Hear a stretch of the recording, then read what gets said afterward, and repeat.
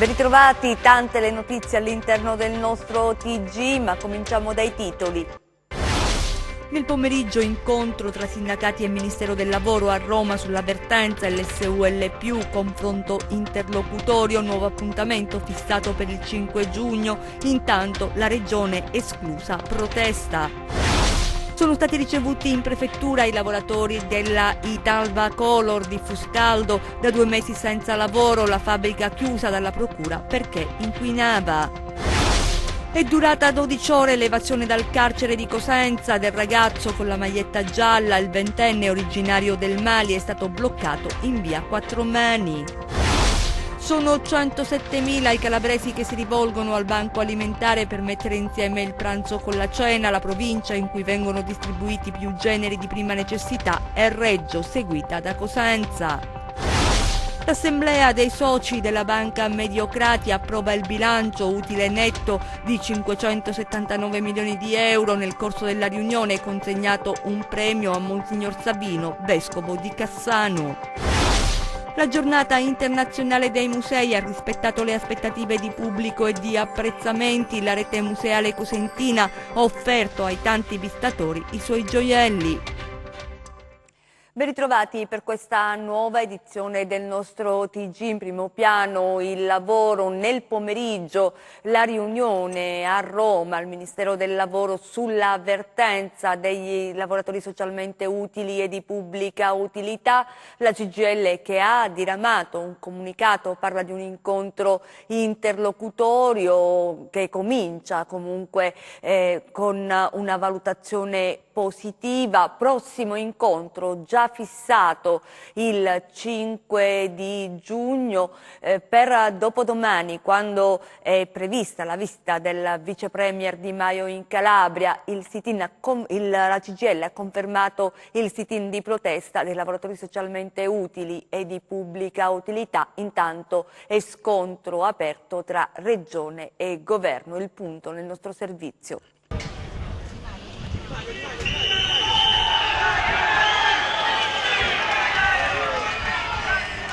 Era stato il ministro del lavoro Luigi Di Maio a Reggio Calabria a far sapere ai lavoratori socialmente utili e di pubblica utilità in presidio che avrebbe affrontato la loro vertenza.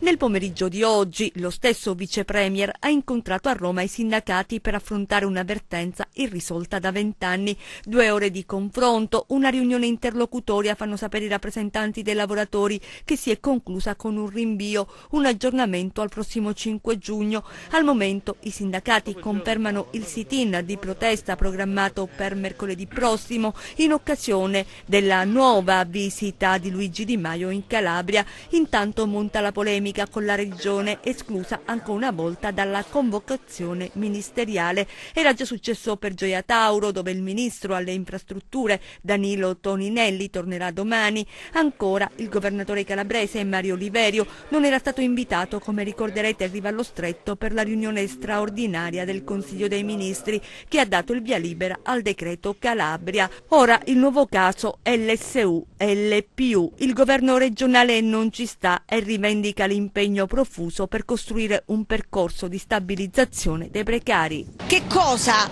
ci sembra grave? Ci sembra grave il fatto che il ministro voglia affrontare una questione che necessariamente vede coinvolta la Regione Calabria e gli stessi comuni calabresi in assenza di 2 soggetti che sono 2 soggetti protagonisti di fatto. Ancora per il lavoro, sono stati ricevuti in prefettura i lavoratori di un'azienda di Fuscaldo, si chiama Italva Color, da 2 mesi senza lavoro, la fabbrica chiusa dalla procura perché inquinava. Vediamo. Oggi davanti alla prefettura di Cosenza, domani il sit-in si sposterà davanti al comune di Fuscaldo. I lavoratori della Italva Color le tentano tutte per smuovere la situazione e tentare di difendere il proprio posto di lavoro. È una battaglia iniziata 2 mesi fa dopo l'avvio della procedura concorsuale che ha interrotto il loro percorso lavorativo con l'azienda.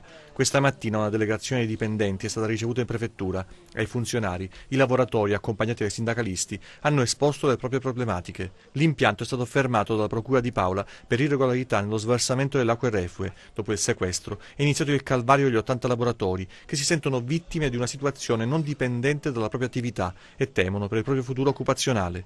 Ottenuta l'attenzione della prefettura, i lavoratori continueranno la mobilitazione, chiedendo aiuto anche alle altre istituzioni e tentando di coinvolgere la cittadinanza in altre iniziative. Restiamo a Cosenza, dove è durata 12 ore l'evasione dal carcere della città dei Bruzzi del giovane con la maglietta gialla, il giovane Maliano, 20 anni, che è stato bloccato in serata, nella serata di ieri, in via Sertorio Quattromani. Vediamo. Chiamate i carabinieri un attimo. È finita in via Sertorio Quattromani la fuga di Amadou Koulibaly, il ventenne del Mali, che ieri mattina è evaso dal carcere di Cosenza e ha mobilitato un'intera città. Carabinieri, polizia municipale e penitenziaria, tutti allertati in cerca del fuggitivo, che è stato riconosciuto e bloccato nel tardo pomeriggio da alcuni passanti e immediatamente condotto nella vicina caserma dei carabinieri. Abbiamo cercato di prenderlo. Chi ha allertato le forze dell'ordine? Erano lì? No, abbiamo gridato, abbiamo pure gridato. Le forze dell'ordine erano già lì, comunque 4 poliziotti erano dove c'è la chiesa di San Nicola e dopo l'hanno circondato qui vicino alla villa qua. Sui social si susseguono dalla serata video che ritraggono la cattura del giovanissimo apparso ai più intimorito e spaesato. Un'evasione istintiva, nulla di premeditato, un ragazzo che indubbiamente deve scontare la sua pena, ma che è diventato l'oggetto di attenzione di molti filmmaker che hanno ripreso e messo in rete emozioni, sensazioni, dialoghi, insomma tutto ciò che l'inconsueta scena ha generato, ma è pur sempre un ragazzo di 20 anni che per la legge deve pagare per ciò che ha commesso, ma l'accanimento è altra cosa, forse non da società civile. Ancora cronaca, ci spostiamo nel Vibonese, dove sono stati arrestati dai carabinieri i fratelli Diego e Francesco Mancuso. Vediamo. Operazione dei carabinieri delle sezioni di Spinica e di Limbadi, che hanno eseguito un ordine per la carcerazione nei confronti dei fratelli Diego, 66 anni, e Francesco Mancuso, 62, detto Tabacco, entrambi di Limbadi, e che secondo gli inquirenti sarebbero al vertice dell'omonima articolazione mafiosa del clan. Nei loro confronti la Procura Generale della Corte d'Appello di Catanzaro ha emesso un ordine di carcerazione per scontare una condanna definitiva a 6 anni di reclusione ciascuno per associazione mafiosa, risultato della sentenza della Cassazione del 14 marzo scorso relativa all'operazione antimafia denominata Genesi e scattata nell'agosto del 2000 ad opera della Direzione Distrettuale Antimafia di Catanzaro. Una volta emessa l'ordinanza sono scattate le ricerche che hanno portato all'immediata individuazione di Diego Mancuso, che era in una residence di Santa Maria di Ricadi dove da tempo risiedeva e appena pochi giorni fa aveva ottenuto finanche la revoca della sorveglianza speciale. Più complicato individuare Francesco Mancuso, che dopo ore di reperibilità è stato intercettato dai carabinieri nel centro cittadino di Limbadi. A quel punto il presunto boss detto Tabacco è stato accompagnato dal legale di fiducia presso la stazione dei carabinieri di Limbadi e si è consegnato. Entrambi sono stati rinchiusi nel carcere di Vibo Valentia.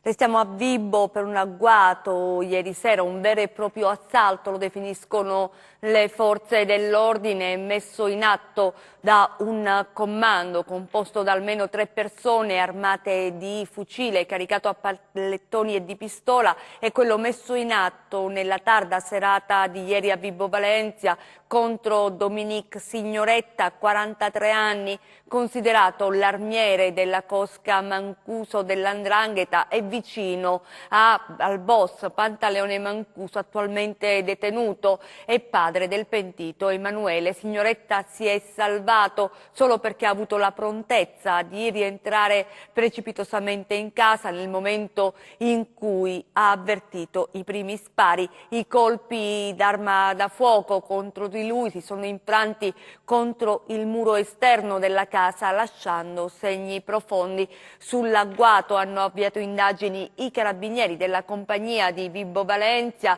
Dominique Signoretta si trova attualmente agli arresti domiciliari per scontare 2 condanne per detenzione abusiva di armi e per traffico di droga. Sull'agguato è stata inviata un'informativa di reato alla Procura Antimafia di Catanzaro. Le altre notizie di cronaca nelle nostre brevi.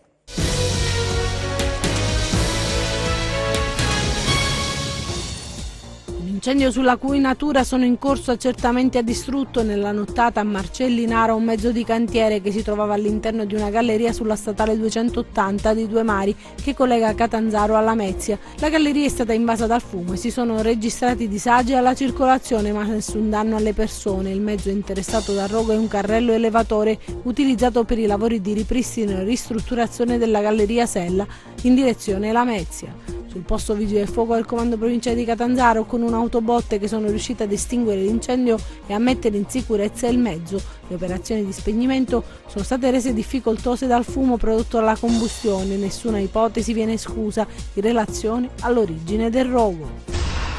È stato ritrovato Carmine Arcidiacono, un uomo di 33 anni diversamente abile che dalla serata di ieri aveva fatto perdere le sue tracce incontrate all'Attughelle di Cassano allo Ionio. Arcidiacono in buone condizioni, anche se piuttosto provato per la notte trascorsa fuori. A ritrovare l'uomo è stato l'equipaggio di un elicottero del reparto volo dei Vigili del Fuoco di Bari che ha sorvolato l'intera area circostante, il luogo della scomparsa.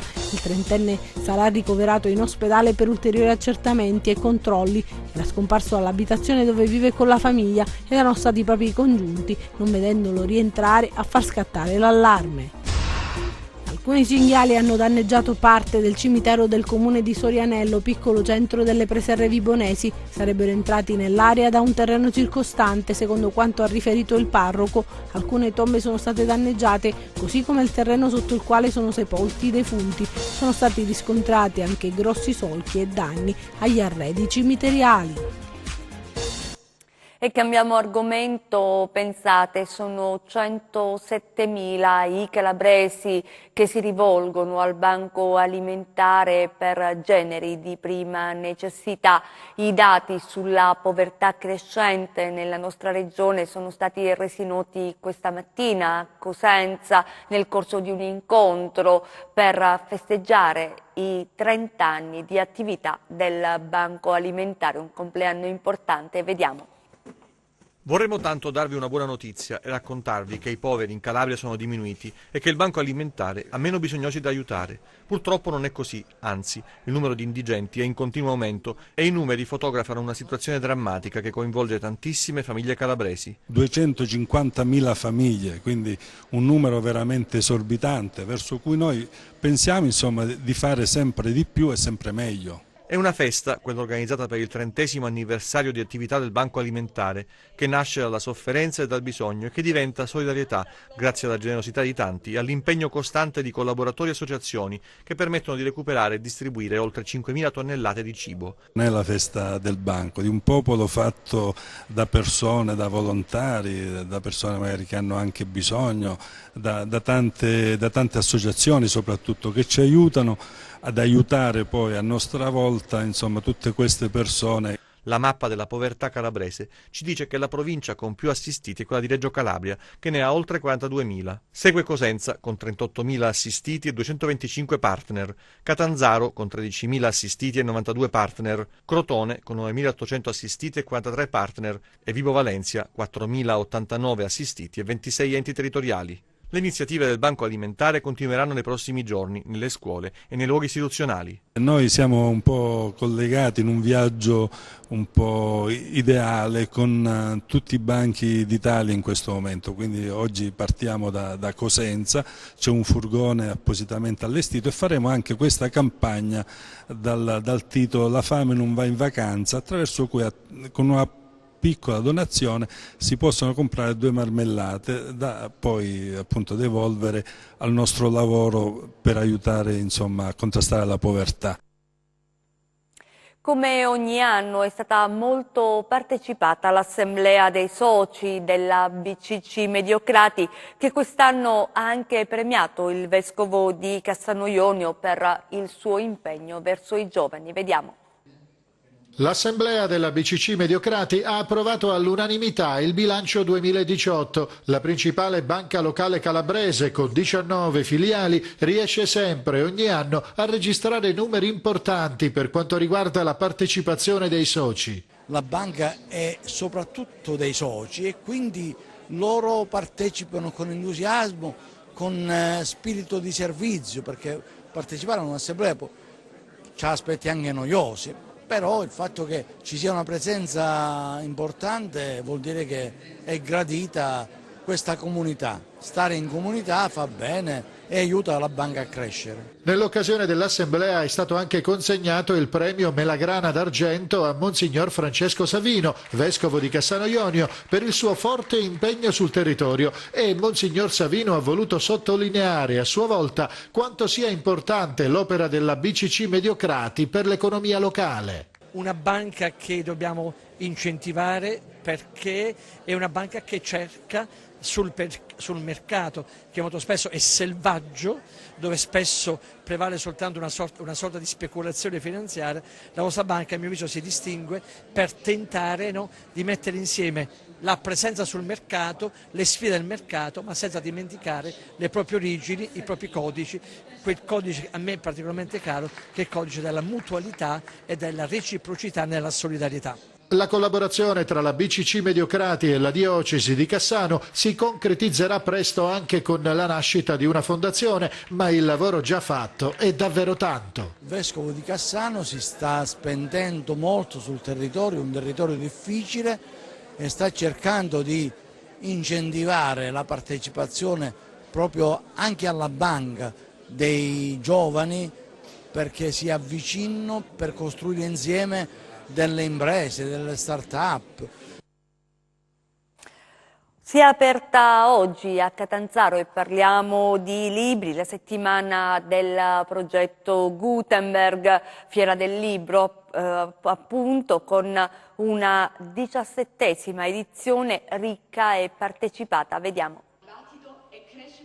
150 gli incontri previsti con 60 autori di rilievo nazionale che animeranno l'edizione targata 2019 di eventi promossa dall'associazione Gutenberg, con scuola capofila il liceo classico Galluppi di Catanzaro e coinvolgimento di una rete di istituti di ogni ordine e grado di tutta la regione Calabria.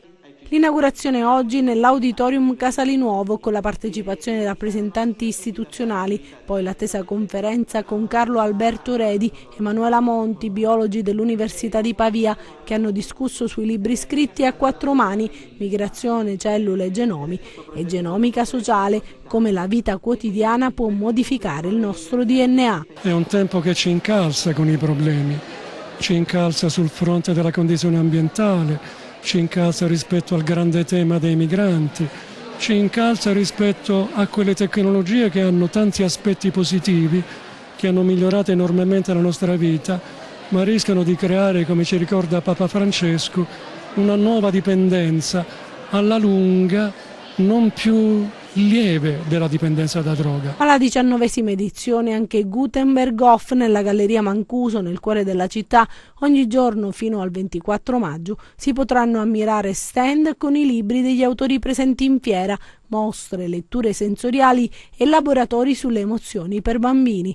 Un programma ricco di eventi con scrittori in voga e che promuove la cultura e arricchisce il bagaglio di tanti studenti appassionati di lettura. Con la varietà della nostra proposta possiamo aiutare i nostri ragazzi mettendoci sulle spalle tutti insieme questo difficile compito di capire il dramma e la complessità del nostro mondo.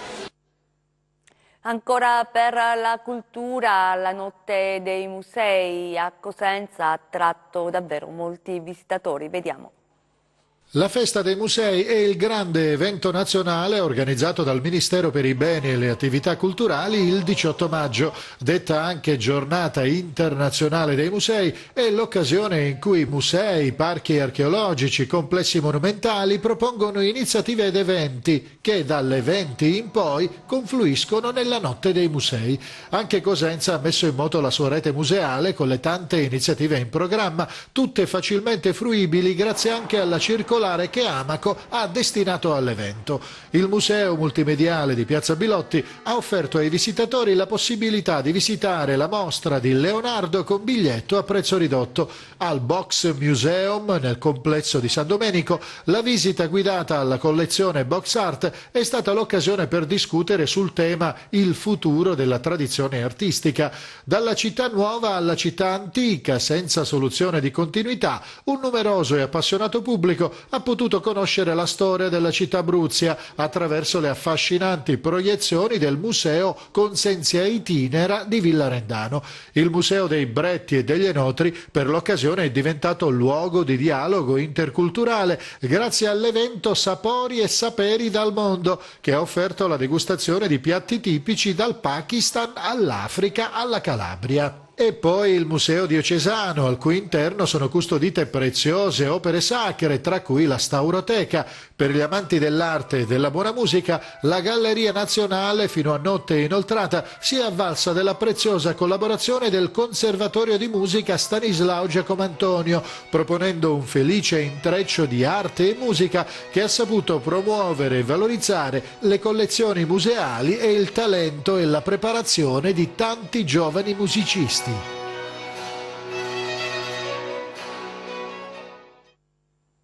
Ancora per gli appuntamenti ce n'è uno sacro che a Crotone è davvero atteso, parliamo della processione della Madonna di Capocolonna, vediamo. Si sono conclusi questa notte a Crotone i festeggiamenti in onore della Madonna di Capocolonna. Sabato il quadro grande della Madonna Nera ha lasciato il Duomo di Crotone portato a spalla dai portantini. La grande icona della Vergine ha attraversato Corso Vittorio Veneto e poi si è diretto verso il lungomare. Da qui il corteo dei pellegrini al seguito dell'effigie di Maria di Capocolonna, trainata da una coppia di buoi, si è inerpicato ed ha raggiunto alle prime luci di domenica il promontorio di Era Lacinia e il piccolo santuario dedicato all'immagine della Madonna venuta dall'Oriente. Ieri sera il quadro grande, come avviene ogni 7 anni, è rientrato in città via terra, sempre trainato dai buoi e trasportato dai portantini nella Basilica della Cattedrale. Ancora per le iniziative sul Pollino, per delle escursioni dedicate a visitatori e turisti, vediamo. Il CAI, Club Alpino Italiano sezione di Castrovillari, ha festeggiato i suoi 20 anni di attività e lo ha fatto con una serie di eventi che hanno testimoniato lo spirito di questi pionieri ed appassionati della montagna, mossi dall'amore verso il massiccio calabro-lucano degli anni 50 in poi. Un compleanno importante sottolineato anche dalla presenza di Stefano Ardito, escursionista, scrittore, poeta e giornalista di fama internazionale. Il suo regalo per queste 20 candeline è stata una proiezione dal titolo Dall'Himalaya all'Appennino, una sorta di viaggio tra storie di ambiente, storie di sentieri, storie di alpinismo, storie di grandi personaggi della montagna che uniscono l'Appennino con le Alpi, con le grandi montagne del mondo. Ci sono delle montagne che tu hai visitato che possono essere paragonate al Parco Nazionale del Pollino? Le grandi montagne del Mediterraneo, una montagna che secondo me somiglia molto al Pollino per stare vicini alla Maiella in Abruzzo e sono più o meno ambienti simili, ma per esempio l'Olimpo, la più alta montagna della Grecia, che non è solo un luogo del mito ma è un parco nazionale, una montagna magnifica. Ci sono dei pini simili ai pini loricati, anche se non sono esattamente questi del Pollino, e poi ci sono anche svariati parchi nei Balcani abbastanza simili. Noi in questi giorni, come tutti sanno, stiamo per approvare il grande progetto della rete sentieristica calabrese che parte dal Pollino, arriva fino all'Aspromonte, e abbiamo scelto, essendo noi anche tra i parchi coinvolti, abbiamo scelto il CAI come soggetto che di fatto certificherà la qualità di questa nuova rete sentieristica. E noi chiudiamo con le previsioni del tempo.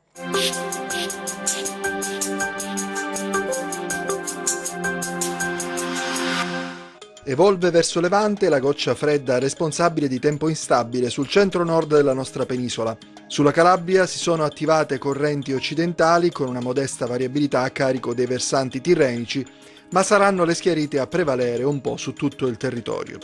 Domani condizioni generali di cielo sereno o poco nuvoloso ovunque. Temperature in lieve aumento. Passiamo al comportamento di mari e venti.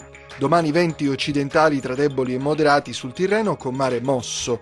Sullo Ionio avremo ventilazione meridionale tranne sul golfo di Corigliano, dove sarà occidentale con mari generalmente poco mossi. Prima di salutarci vi ricordo il nostro sito web www.meteoincalabria.it e la nostra pagina Facebook Meteo in Calabria. È tutto, ci fermiamo qui, grazie per essere stati con noi, grazie in regia a Michele Cava, in messa in onda a Giuseppe Costanzo, noi vi auguriamo un buon proseguimento.